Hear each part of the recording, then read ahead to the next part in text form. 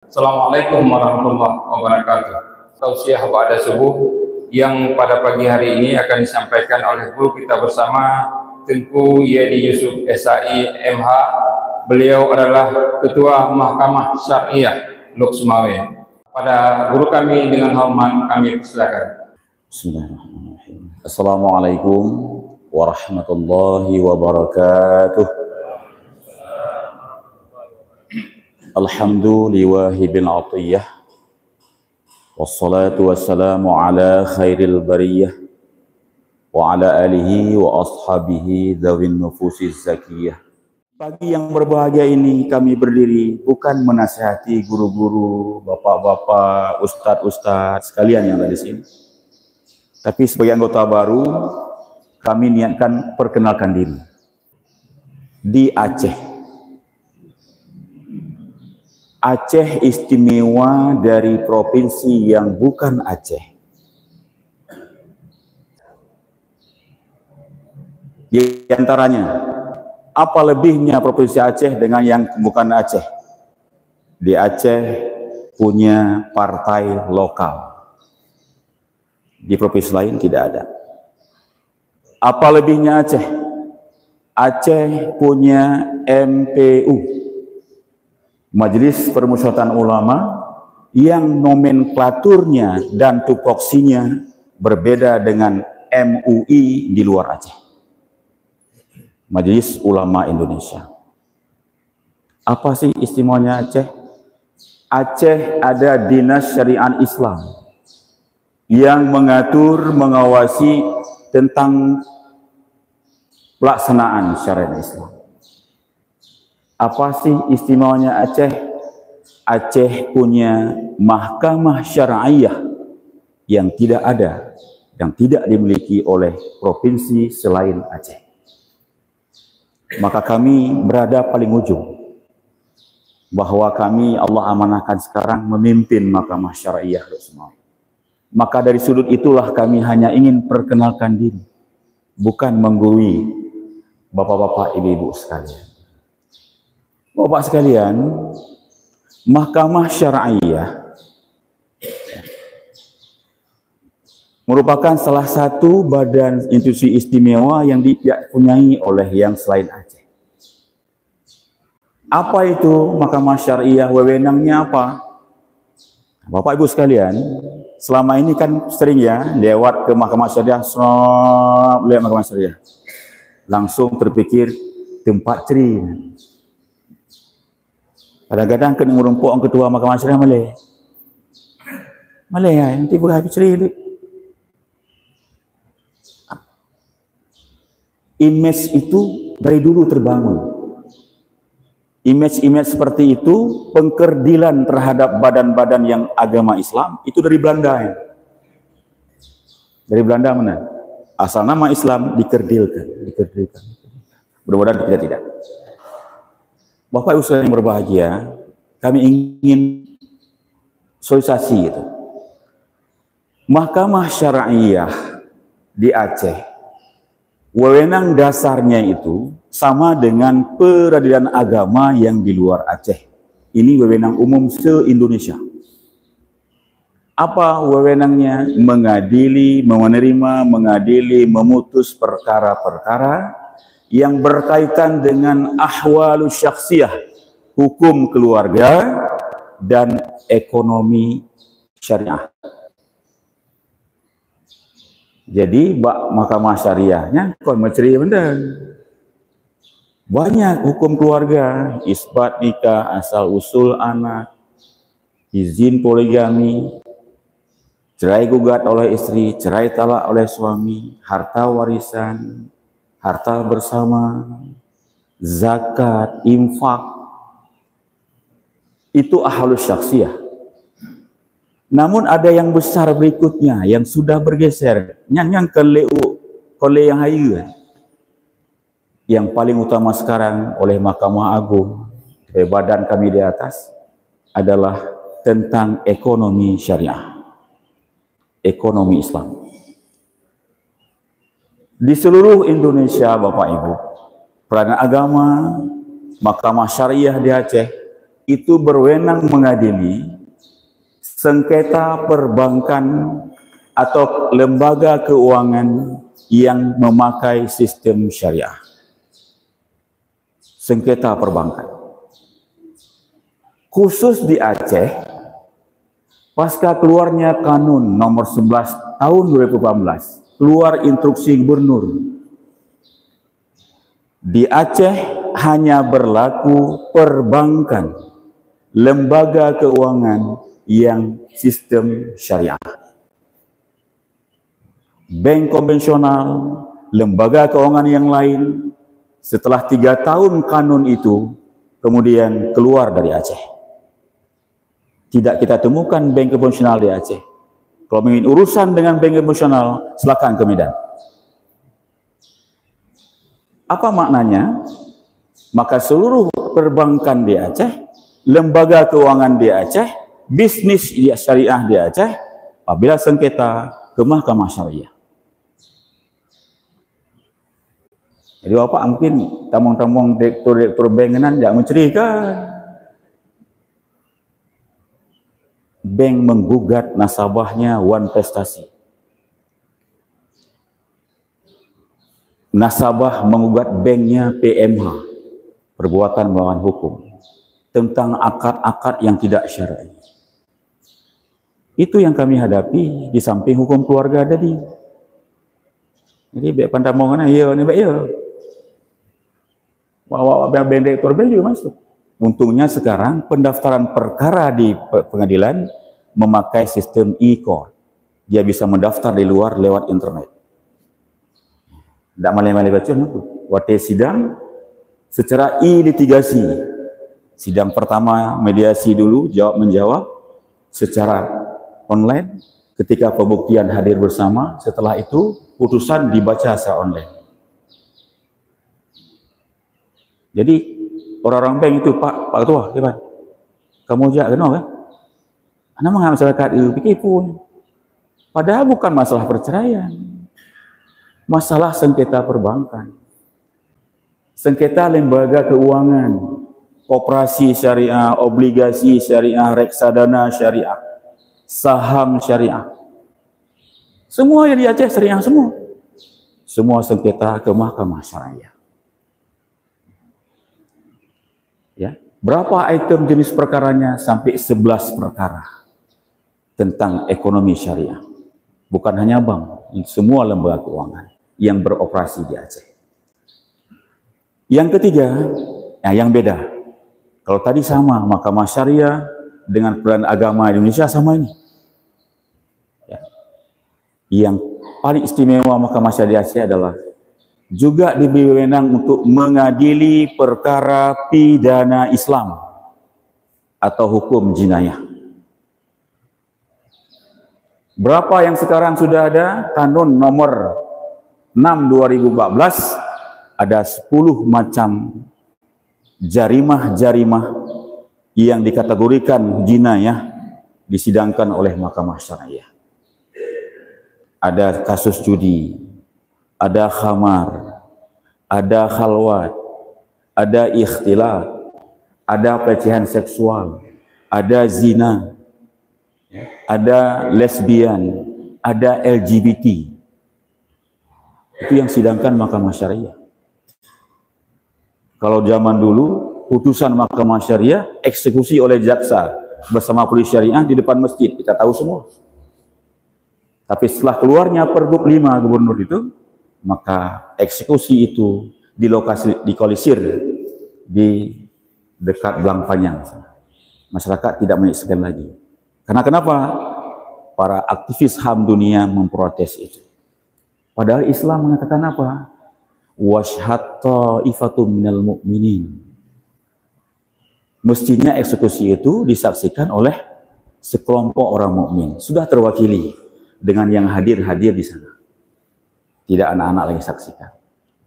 Bapak sekalian, ini mungkin kelemahan kami tidak menjelaskan Bapak. Sehingga selama ini image tentang mahkamah syariah tempat ceri mentah-mentah kami tidak menyampaikan. Ini kami sampaikan hari ini. Bahwa sekarang Bapak Ibu sekalian, mahkamah syariah yang kita banggakan untuk semua ini itu ditunjuk oleh Mahkamah Agung Republik Indonesia sebagai puncak pimpinan kami, sebagai salah satu pilot project Smart Majelis. Smart Majelis. Majelis hakim yang selama ini ditunjuk oleh ketua, dibagi oleh ketua, tapi sekarang langsung dengan sistem EA, langsung otomatis ditunjuk. Ini hakim ini kompetensinya dia bagian hukum syariah, perbankan syariah, perkara perbankan ke dia. Ini hakim ini spesialisnya tentang pidana Islam, maka tentang pidana Islam ke dia. Yang tidak banyak sertifikasi baru kepada hukum keluarga. Jadi Bapak Ibu sekalian, itulah mahkamah syariah kita yang kita banggakan oleh orang Aceh. Dulu ketika kami bertugas di beberapa provinsi di luar Aceh. Jadi orang-orang luar Aceh ini sangat bangga Bapak Ibu. Bangga dengan Aceh. Luar biasa ya Aceh, Pak Hakim. Kalau di luar di Padang itu, kalau kita pernah jadi imam sekali-kali, buya langsung. Kon buya wat Aceh, buya wat Padang. Kalau wat Aceh dianya buya. Ini buya we. Maka nak tengok formnya ke orang Aceh, kenapa salah? Itu Pak orang Aceh, ibu ya. Apa kata beliau? Senang kami lihat, kami pingin juga seperti Aceh. Luar biasa Aceh. Mereka bangga ketika tugas di Riau, di Bengkulu, di Sumatera Utara, di tempat lain provinsi, mereka senang bangga dengan Aceh. Kenapa? Aceh diberikan oleh negara untuk menjalankan syariat Islam. Saya bilang begini, Bapak, sebenarnya jaminan tentang kebebasan menjalankan agama dan kepercayaan itu sudah dijamin oleh negara kepada provinsi semua. Tidak ada beda. Provinsi manapun negara menjamin untuk menjalankan agama dan kepercayaannya. Nggak ada beda dengan Aceh. Ya. Jadi yang beda apa? Katanya? Yang beda itu Pak, penegakan hukum di Aceh sudah dikodifikasi. Kalau menjalankan sama. Lok Semawe ada SMS, ada GPS, di Jogja itu paling biasa. Masjid Joko Karian itu bukan kaleng-kaleng. Jalur ya. Kenapa? Menjalankan syariat, menjalankan Islam itu semua dijamin oleh negara. Apa sih yang beda kita di Aceh ini? Yang beda di kita, pelaksanaan syariat Islam diawasi, diatur oleh pemerintah lewat dinas syariat Islam. Itu kan beda. Di luar nggak ada dinas syariat Islam. Kemudian ketika semua teratur, aman-aman saja. Namun ketika dididik dengan itu, lalu ada pelanggaran, ada penegakan hukum oleh mahkamah syariah. Itu yang beda. Penegakan hukumnya yang beda. Di luar nggak ada. Tapi tentang pelaksanaan Islam dan syariat Islam, kita tidak jauh beda dari mereka. Mereka pun luar biasa. Apa yang beda kita? Penegakan hukumnya. Ada mahkamah syariah. Makanya saya bilang mengatakan Aceh itu Pak lebih. Kenapa? Partai lokal yang punya menghasilkan para politisi, para pemimpin, dia perhatian kepada syariat Islam. MPU dilibatkan dalam penyusunan kanun, penyusunan akad-akad syariah perbankan, Dewan Pengawas Syariah. Masuk. MPU dilibatkan dalam beberapa kebijakan pemerintah. Itu beda dengan MUI. Dan itu saja beda-bedanya. Bapak Ibu sekalian yang berbahagia. Namun apa? Ini pengalaman pribadi Pak.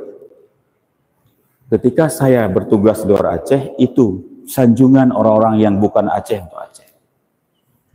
Namun ketika bertugas di Aceh, oleh salah satu kepala instansi vertikal ya, bukan orang Aceh. Sambil duduk dia berbisik. Apa kata dia? Pak Ketua, saya baru bertugas ke Aceh sekian tahun. Pak Ketua, ternyata di sini banyak ya judi online. Banyak ya PSK online. Banyak ya LGBT. Kaget saya. Wah, bahaya ini. Nah, mudah-mudahan abek tamu Aceh. Biarlah dia di luar Aceh, menilai dari luar. Gimana cara jawabnya ini? Karena ya beliau punya kawan-kawan lain kan. Secara online sekarang kan tahu misalnya apa. Saya jawab begini. Di mana-mana Pak daerah, penyakit masyarakat pasti ada. Ya, cara jawab. Di mana-mana daerah, penyakit masyarakat pasti ada. Kan kita pernah dengar itu cerita. Cerita tentang dua sahabat sama-sama guru besar yang jumpa setelah lawatan luar negeri di bandara. Tidro jauh Texas, Tidro jauh Mekah. Cara jawab kan? Apa itu? Yang satu guru besar tadi ke Texas, yang satu ke Mekah umrah, lalu jumpa kembali setelah lawatan luar negeri di bandara. Yang ke Mekah tanya, ya, yang ke Texas tanya ke yang ke Mekah, kalau bahasa Aceh, pernah merumpuk di Mekah? Mekah kan tanah muqaddasah, tanah suci. Beberapa yang merumpuk akan ada PSK di sana, ya. Ada pencurian di sana, ada sedikit begal yang di sana. Heran teman yang ke Texas, wah Mekah kok yang derita. Lalu yang Mekah tanya ke Texas, Don, risah apa merumpuk? Puluhan negara lo merumpuk apa? Perkembangan Islam di Texas semakin pesat. Banyak mu'alaf orang-orang non-muslim masuk Islam. Banyak gereja-gereja yang tidak dipakai dibeli untuk masjid. Banyak komunitas-komunitas muslim berkembang di sana. Yang jak Mekah heran. Texas biasa saja kan judi dan yang lain. Tapi yang didapati apa? Perkembangan Islam. Jadi nggak nyala juga. Jadi Pak, di mana-mana daerah ada itu. Tergantung penimita. Ya kan? Oh di Aceh enggak juga. Di Aceh enggak ada? Ada. Jangan nggak di Aceh, tanah Mekah yang suci juga. Tapi apa? Allah rahmati Aceh ini, Allah tutup secara di ruang publik. Nah itu. Sebab penegakan hukum itu hanya ada terhadap peristiwa-peristiwa yang terjadi di ruang publik, bukan di ruang privat. Itu plano dari luar tutup dari Allah. Kita mulia, kita bagus, itu karena Allah menutup aib-aib kita. Coba Allah buka aib kita ini, nggak ada yang mulia. Jadi Aceh seperti itu. Bapak-Ibu sekalian, jadi ini informasi seperti ini untuk informasi saja. Bahwa perkara yang kami tangani, masalah keluarga, banyak sekali pengajuan sekarang perkara dari bapak atau ibu, yang paling banyak dari ibu-ibu. Alasan perselisihan. Perselisihannya mempaki penyebab paki apa? Suami kurang berikan nafkah. Suami suka main judi online. Uang belanja nggak ada, untuk judi ada. Suami ada gangguan atau istri gangguan pihak ketiga. Suami KDRT kekerasan. Itu contoh-contoh. Artinya apa? Kami yang bersidang di kantor yang kecil itu, di ruang sidang yang sederhana itu, bisalah menjadi indikator bagaimana lo semuanya saat ini. Tentang rumah tangga. Oh, bagaimana suami ketika tanya, ada berikan nafkah? Kenapa? Sejauh yang Allah berikan rezeki ke saya, Bandung tunjuk. Ibu, ada berikan nafkah? Ada Pak, kurang. Ternyata satu ingin memenuhi standar kebutuhan, satu ingin mengejar keinginan. Namun Pak, ada juga judi online. Ini apa? Ini indikator kecil mungkin. Kami hanya sebuah indikator kecil, ya, bahwa suami masalah keharmonisan rumah tangga seperti ini. Lalu di perkara-perkara perbankan syariah, lembaga keuangan syariah, itu banyak perbankan, lembaga keuangan yang menggugat nasabahnya.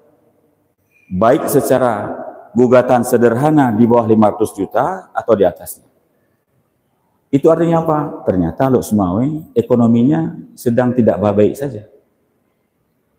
Nah, urang pinjam akad murabahah untuk modal usaha air minum misalnya, ternyata tidak jalan, hanapu tatup le mandek. Kami dakwah di sana. Gimana cara dakwah? Kalau benar ibu, bapak-bapak benar dakwah, ada jibde. Kalau di sini Pak Direktur atau Pak Pengacara dari perbankan atau keuangan syariah, tolong Pak, bikin adendum baru. Memberikan waktu lagi kepada nasabah untuk melunasi. Cara dakwah kamu, mungkin dakwah. Yang ketiga, ketika di perkara-perkara jinayah, itu ada perkara judi online. Yang di drop Masya Allah. Kamu yang mudah-mudahnya lagi menyidangkan urunsi itu. Sudah gaek-gaek, sudah tua-tua. Sedih kan? Ya. Bapak, sehat Pak? Anda didengar Pak? Tulak kursi itu. Sehat Pak, sehat. Pakainya Pak, Anda lon duduk. Bapak fasilitator, kon lon toki. Apa cik Pak? Lon kan? Dia tip nomor-nomor. Dia orang lain lu buka warung kopi. Kata nomornya kupreh bos ni. Dan jawab bos. What taken ada bos? Kata boleh drop. Penan ni demi Pak. Hai kadang-kadang tu yang menang tu nak rezeki 10 lebih, 5 lebih, 10 lebih. Sedih enggak? Untuk mendapatkan rezeki 5 dan 10 ribu. Beliau hasilkan dari yang haram. Ada pelecehan luar biasa. Karena perkara-perkara seperti itu, ini hanya sebagai kami menceritakan ini yang kami hadapi. Indikator yang paling kecil dari masyarakat kita. Ada pelecehan seksual terhadap anak, ada LGBT, ada. Artinya apa Pak sebagian? Kalau boleh tidak keberatan bahwa apa yang kami terima penegakan hukum itu menjadi indikator sebagai cerminan, sedikit sekelumit cerminan masyarakat kita. Kita mengatakan bahwa Lok Sumawe, kota yang kita banggakan ini bagus, luar biasa. Namun ada sesuatu yang tidak baik-baik saja. Apa yang ingin kami inginkan dari penyampaian ini Pak Ibu sekalian? Kami inginkan begini Pak. Ketika kita oleh Allah, oleh Nabi yang kami ceritakan di awal tadi, jamaah yang diberkahi, jamaah yang didoakan malaikat, jamaah yang selalu mendapatkan pahala haji sempurna umrah, kesalehan secara personal pribadi, ayo kita kemudian merambah ke kesalehan secara sosial. Nabi telah tiada, Nabi ya Nabi. Tapi Allah Subhanahu wa taala dalam Al-Qur'an Ali Imran ayat 110 mengatakan, Bismillahirrahmanirrahim. Kuntum khaira ummatin ukhrijat linnas ta'muruna bil ma'rufi wa tanhauna 'anil munkar wa tu'minuna billah. Kalian, kata Allah, adalah umat terbaik yang dilahirkan di tengah-tengah manusia. Tugasmu umat terbaik adalah 3.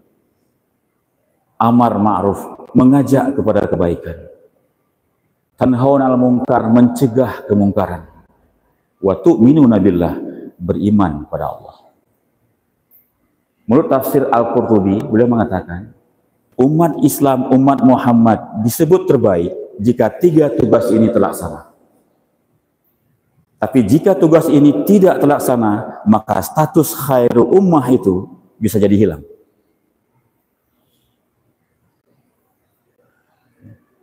Jadi Bapak sekalian, alih subuh begini, komunitas begini, kita juga akan menjadi mungkin ya informan kepada polisi.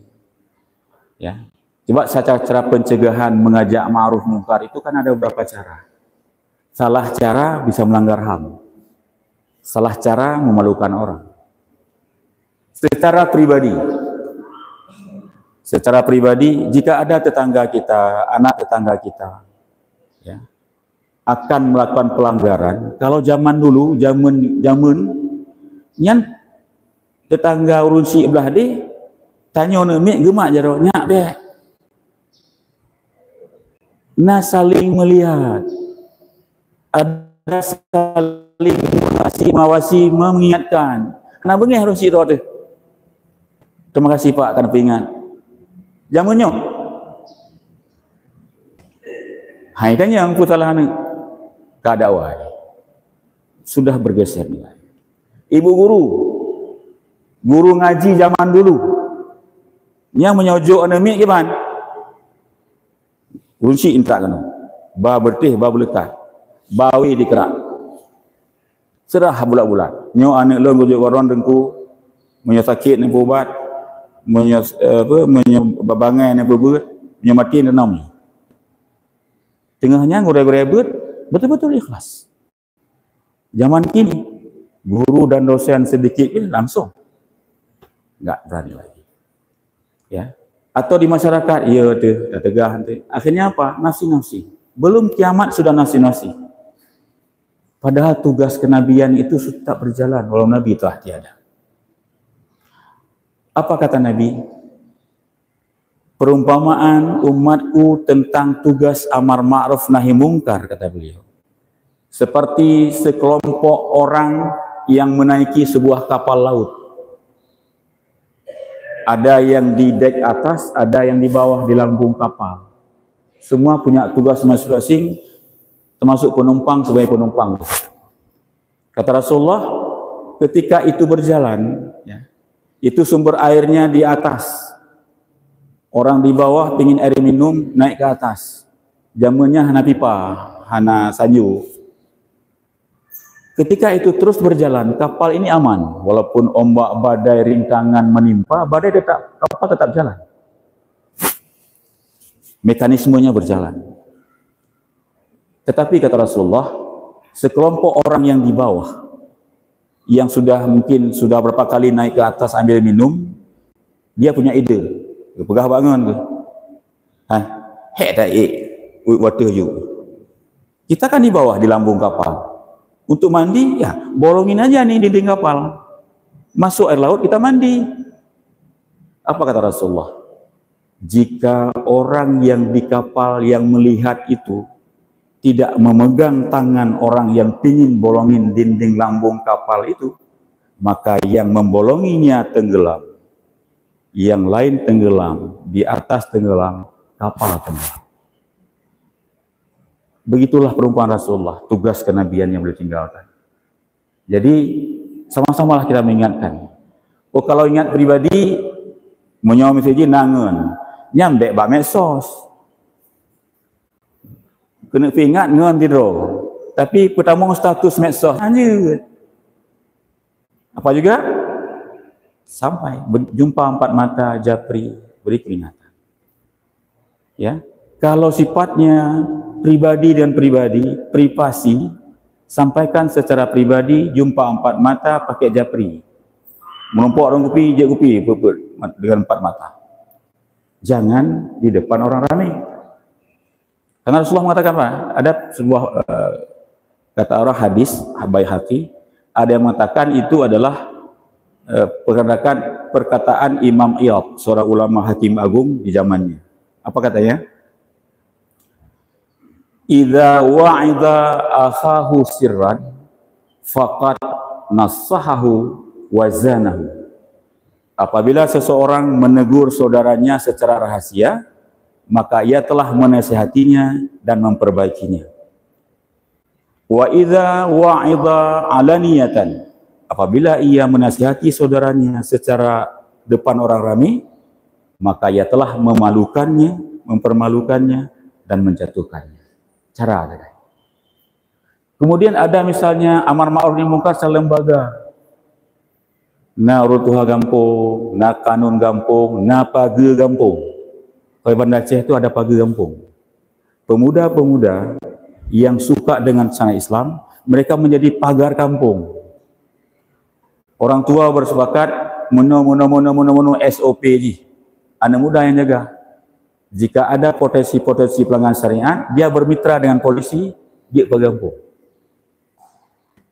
Ini dakwah, ini tugas kenabian. Secara pemerintah, sistemnya. Tapi ingat Bapak sekalian, penegakan hukum di lapangan harus yang di ruang publik. Bek sagai drop urung dalam ruangan privat, kecuali khalwat. Contoh mana? Bak bulan puasa, na urung hana puasa mesti. La rumah roh tu. Kau naik di luar bibi kre tu ni. Di dalam roh. Itu bainahu wa bain Allah. Itu Allah yang tahu. Tapi ketika ia makan di ruang publik, itulah penegakan hukumnya. Nah, orang mabuk di dalam rumah, kira ke, hanya pakak ngon, boleh lampu lah. Itu privat dia. Tapi ketika ia sudah sok mabuk-mabukan di halaman ruang publik, itu penegakan. Sebab di zaman Umar dulu, Umar ketika beliau patroli malam, tiba-tiba masuk ke melihat di celah-celah rumah ada orang yang ingin akan minum khamar. Lalu Umar langsung mendobrak jendela, kena gemat. Bekjek khamar. Apa jawaban dari tadi? Wahai Umar, saya sudah bersembunyi dari manusia di gelap malam tanpa cahaya yang hanya menyaksikan oleh Allah SWT. Kenapa engkau masuk ke ruang pribadi saya? Gitu bahasanya. Kalau saya minta maaf pada Allah hari ini, Allah ampuni. Kalau engkau masuk ke ruang saya ini, saya ampuni. Umar terhadap. Ini ruang privat, bukan ruang publik. Makanya penegakan ini biar sampai rumahnya intip tidak perlu. Misalnya kayak hotel. Hotel itu sistemnya yang dibangun. Harus ada buku nikah masuk, diawasi dari luar. Baik ya gedor-gedor, pas gedor-gedor jamin dari luar dengan suami istri. Nanti diadukan pelanggaran HAM, salah cara. Padahal sistem sebelum masuk itu, kita kadang-kadang mengintip di hotel-hotel misalnya. Sistemnya belum dibangun dari awal. Sementara betapa banyak misalnya anak muda, anak mudi yang ditutupi laut hitam. Khalwat, ikhtilat secara terbuka. Kita nggak tegur. Jadi begitu, menegur secara pribadi, caranya ada. Secara lembaga ada, di ruang publik, bukan di ruang privat. Bapak Ibu semuanya berbahagia, mungkin itu yang dapat kami sampaikan. Bukan nasihat, bukan masukan, karena kami memang tidak layak untuk menjadi penasihat. Kami juga perlu nasihat Bapak sekalian. Itu hanya sekedar curhat cerita kami, ya, kepada Bapak sekalian selaku sesama kita warga Lok Sumawe. Karena istri saya juga orang Lok Sumawe. Ya, saya dulu di Labuan Haji. Guru saya Profesor Muhyiddin Wali, Jamaluddin Wali, Abu Nasir Wali, Mawardi Wali. Beliau sampaikan ini yang saya sampaikan tadi. Kata beliau apa? Seperti beliau dibekali oleh Abu Yasyim Mudawali. Abu Yasyim Mudawali membekali kepada Syekh Abu Ya Profesor ketika ke Mesir apa? Kitab Tauhid Kifayatul Awam. Kitab Amalan I'anatul Talibin. Kitab Akhlak Tasawuf Al-Hikam. Lalu beliau ini pemurid kami kan gitu. Apapun nanti tugas ke depan, profesi apapun, jangan lupa tugas kenabian. Pemontong dia tengok, benar kenabian. Misalnya ada amar ma'ruf nahi mungkar, maka kamu kok hanya beranggoh di lapangan. Mungkin kami cukup di kantor, di ruang-ruang sidang yang sunyi, kami nasihati orang-orang suami istri ini ketika mediasi, kamu ceramah sampai nangis ya. Ketika perbankan syariah kami nasihati, tolong kasih adendum baru supaya ini nasabahnya bisa melunasi utangnya. Ketika jinayah kami nasihati, ketika apa? Mengambil keterangan terdakwa. Lihat keterangan terdakwa, kami tanya, menyesal mana? Menyesal Pak. Menyesal dan menangis. Kami dakwahi beliau. Lalu kami katakan, Pak, Ibu, atau anak, jadilah Anda duta syariat Islam setelah bebas nanti. Balik komunitasmu, pegah bangan lagi. Hanya itu sudut-sudut kecil yang bisa kami lakukan untuk amar ma'ruf nahi mungkar, tugas kenabian ini. Sementara Bapak sekalian punya tempat yang luas, tempat bisa melaksanakan tugas kenabian walaupun Nabi telah tiada.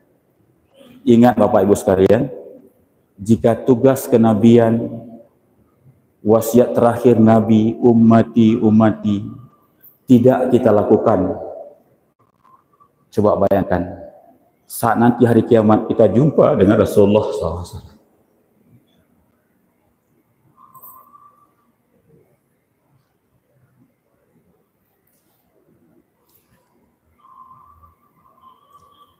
Kita jumpa dengan Nabi, mampukah mata kita menatap Nabi? Layakkah kita bersama Nabi? Layakkah kita meminta kepada Nabi syafaatul kubra?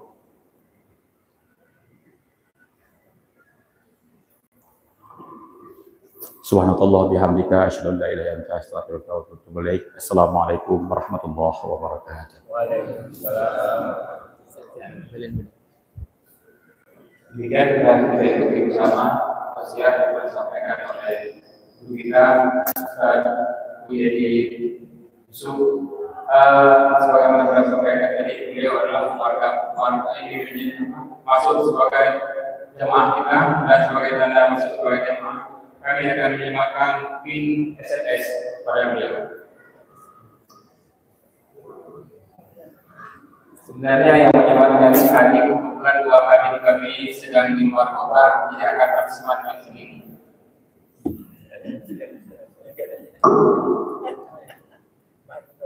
Ya, Masya Allah.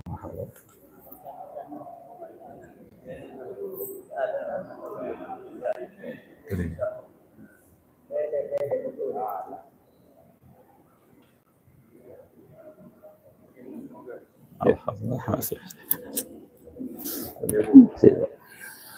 Jangan nanti koreksi kalau ada kurang dakwah terus.